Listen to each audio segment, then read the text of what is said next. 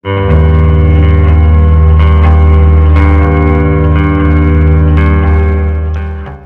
araw po sa inyong lahat. Latest weather update po muli tayo. Pero bago tayo magsimula, hihiling lamang po ko isang like lang po bilang suporta po sa ating YouTube channel. So as of now, meron po tayong binabantayan na active low pressure area nga po, no?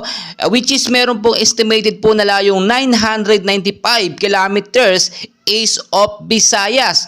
At ang lakas po ng active low pressure area po na ito ay nasa 30 to 35 kilometers per hour. Pa-northwestward po ang kilos sa bilis naman po na 10 kilometers per hour.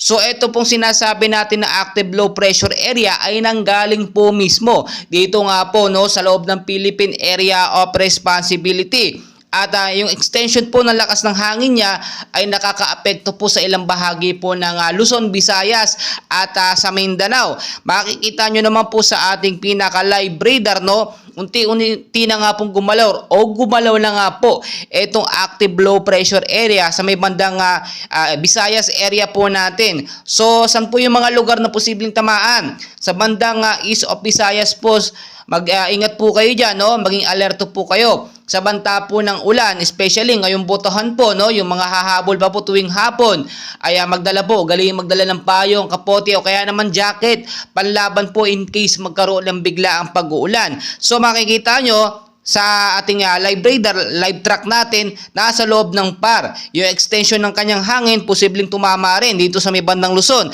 Kasama pa dyan ang shearline or northeast monsoon na siya po nagbibigay ng pag-uulan madalas tuwing hapon na tinaabot pa nga po ito, minsan hanggang sa gabi. Tulad na nga lang po ng aking pinapaalala, no, ang active low pressure area o mga cloud cluster, minsan nanggagaling po yan sa labas. Minsan sa loob naman ng Philippine Area of Responsibility. Biglaan po yan dahil nung nakaraan lang sa may bandang Silangang Mindanao po ang ating binabantayan na posibleng mabuo nga na active low pressure area, pero itong lumabas po na ito ay tila biglaan po sa loob mismo, no, ng ating Philippine Area of Responsibility.